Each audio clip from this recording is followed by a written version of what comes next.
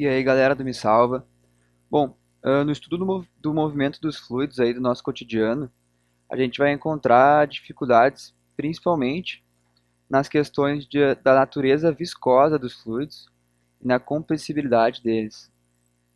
Então, na engenharia, muitas vezes a gente vai acabar dividindo aí o escoamento entre um escoamento viscoso e não viscoso e um escoamento compressível e incompressível. Por exemplo, eu tenho aqui um atleta do Me Salva que está chutando uma bola e essa bola aí atinge uma velocidade e a gente sabe que o movimento da bola está sendo aí impedido de certa maneira por uma força de arrasto do ar. Se eu perguntar para vocês de onde é que vem essa força de arrasto, provavelmente o que a gente pensa é pelo atrito com o ar. Só que legal, só que se eu pensar um pouco mais sobre esse meu problema e considerar aí a velocidade da bola, o tamanho dela e a viscosidade do ar, que é uma viscosidade bem pequena, eu já começo aí a duvidar sobre essa minha afirmação inicial. E eu posso pensar também que talvez a força de arrasto na bola, ela vinha aí devido ao aumento de pressão que é causado por esse deslocamento de partículas de ar que a bola faz para seguir essa trajetória. Então, como é que a gente vai diferenciar aí a influência ou saber quem que influencia mais relativamente no movimento de um fluido? São as forças viscosas ou são as forças de pressão? Bom, para saber a importância relativa dessas forças, a gente vai calcular aí o número de Reynolds para cada situação. E quando a gente obtiver um número de Reynolds aí elevado, a gente vai dizer que a gente pode desprezar as forças viscosas e a força de arrasto no fluido vai ser principalmente devido às forças de pressão.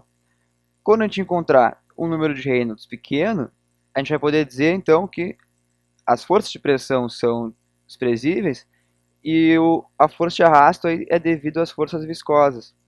Quando a gente não tem um número que a gente não consegue dizer nem se ele é grande ou se ele é pequeno, a gente não pode afirmar aí nenhuma dessas duas coisas e vai ter que trabalhar mais a fundo no problema.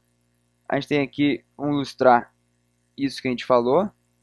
Eu tenho então a minha bola que foi chutada lá e atingiu uma velocidade de 25 metros por segundo. E eu tenho um inseto aqui com diâmetro bem pequeno e uma velocidade menor também. Eu vou calcular o número de Reynolds para os dois usando as propriedades de viscosidade e massa específica do ar na temperatura ambiente. E eu obtenho aqui que o número de Reynolds para a bola ele está em torno aí de 320 mil, enquanto o número de Reynolds para o meu inseto ele vai estar aí em torno de 0,6. Então eu posso dizer que no caso do meu chute lá, eu tenho a força de arrasto devido às forças de pressão, enquanto que no salto do meu inseto eu tenho a força de arrasto devido ao atrito com o ar. Agora vamos falar um pouco de escoamento não viscoso. Vamos voltar para aquele quadro aí da nossa última aula e ver onde é que entra aqui um escoamento de um fluido invíscido, aquele que tem viscosidade igual a zero. Ele vai estar aqui, né? Se a viscosidade é zero, a tensão desses elementos em qualquer ponto vai ser nula. Então, o nosso escoamento invíscido, a nossa teoria diz que as linhas de corrente de um escoamento invíscido, elas são simétricas de trás para frente, aqui no caso da bola, né, que é o objeto que a gente está analisando. Por enquanto eu vou pedir para vocês acreditarem em mim quando eu digo que em pontos de pressão alta a velocidade é baixa e em pontos de pressão baixa a velocidade é alta. Então eu tenho aqui os pontos A e C, que são pontos de estagnação, que velocidade zero, vão ter uma pressão muito alta, e eu vou ter aqui o ponto B com uma velocidade alta e uma pressão baixa. Só que se A e C a pressão é a mesma, e eu disse que o meu escoamento é invisto, então não tem atrito, esse corpo aqui não vai estar sofrendo nenhuma força de arrasto. E a gente chega lá no paradoxo de D'Alembert, que foi nos apresentado lá em meados do século XVIII, que diz que qualquer corpo em escoamento não viscoso, ele não sofre força de arrasto. Só que embora eu esteja sendo aí coerente com a minha teoria, eu consigo perceber que isso aqui não condiz com a realidade, né? Se eu estiver aí chutando uma bola num ar extremamente rarefeito, eu sei que a bola vai sofrer força de arrasto. Então, para aproximar a nossa teoria com a realidade, foi proposta a existência de uma camada limite viscosa, que diz o seguinte, que mesmo que em escoamentos com um número de Reynolds muito alto, o atrito ele vai ser desprezível em geral, mas ele não vai ser desprezível dentro dessa camada limite viscosa. Então, aqui em cima eu tenho o escoamento invíscido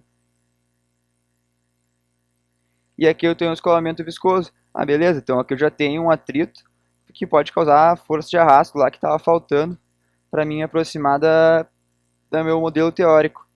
Só que a camada limite ela também nos traz outra situação interessante, que é a seguinte. Tem aqui essa imagem, talvez já seja familiar para vocês, que é a nossa imagem semelhante aí da nossa capa. E vocês podem ver que eu vou apresentar aqui também um ponto de descolamento, que eu vou chamar aqui de ponto D. O ponto de descolamento é o seguinte, eu vou voltar aqui em cima, a gente vai lembrar que quando a partícula estava indo do ponto B para o ponto C, ela estava indo de uma pressão mais baixa para uma pressão mais alta, o que já faria com que a velocidade dela diminuísse. Agora, com o adicional da camada limite, além dessa diferença negativa de pressão, eu vou ter também o atrito viscoso. Então, eventualmente, essas partículas elas vão descolar aqui da minha superfície da bola e vai causar o que a gente chama de esteira aqui, esse descolamento das partículas, que costuma ser bem ruim aí para o nosso escoamento, porque é o seguinte, a esteira ela tem uma pressão baixa e aqui na frente, no meu ponto I, a pressão é muito alta.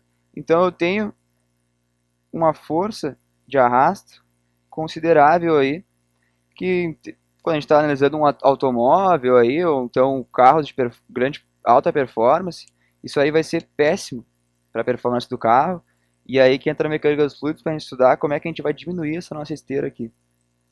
E é isso aí, galera. Vamos falar um pouco mais do escoamento aí, compressível e compressível nas próximas aulas e até a próxima.